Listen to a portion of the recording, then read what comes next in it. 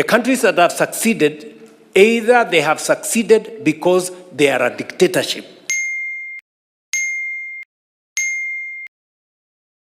According to William Ruto, countries that have succeeded economically are countries that were under dictatorship, where a leader says we are going this direction and citizens have no option but to follow. The countries that have succeeded, either they have succeeded because they are a dictatorship, where once the leader says we are going here, you cannot say no and you cannot question.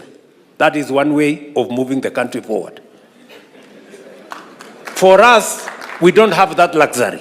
But the big question is, why is he calling dictatorship a luxury? Leader says we are going here, you cannot say no and you cannot question.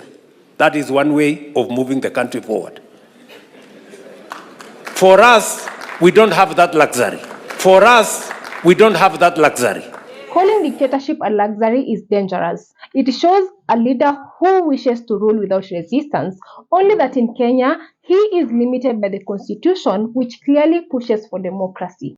In a democracy, the citizen is the leader, not the president. For us, we are a democratic country. And for a democratic country, the only instrument you have is a political party. But the only true instrument of democratic system is political parties and public participation. Yet, this is the same democratic space Ruto has tried to subdue for the longest time.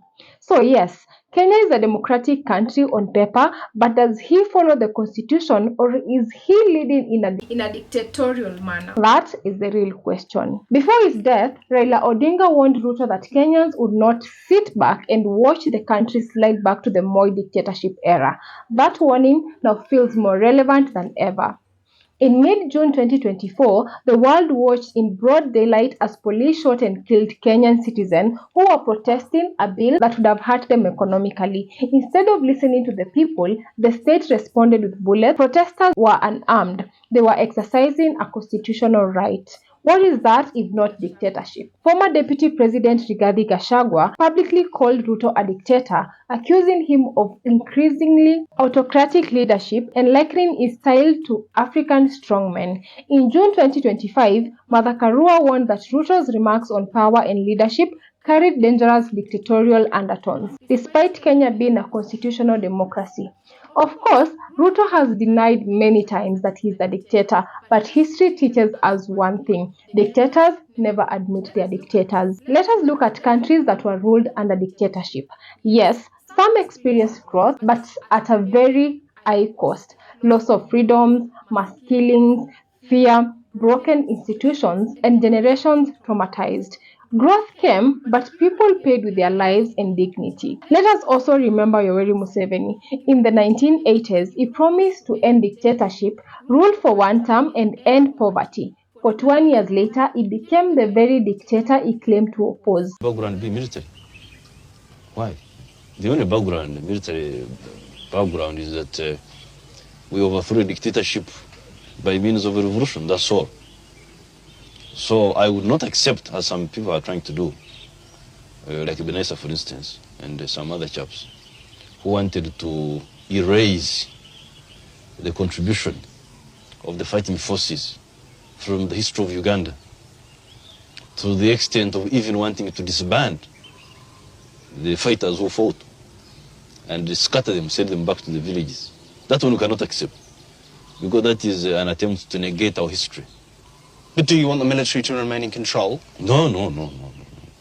What happens is that we have used armed struggle to solve a situation which would not be solved by any other means.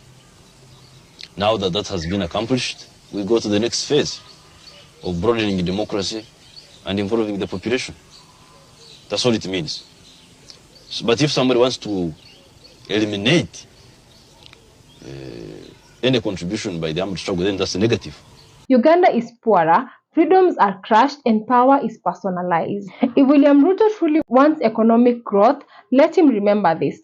Growth does not come from dictatorship. Growth comes from maintaining cash flow in the country, protecting citizens, and ending corruption. So why push Kenyans towards such a dangerous pothole, Mr. President, when corruption is thriving within your own government? If we cannot trust your officials with public money, how can we trust you with our lives, our future, and our country? Make it make sense.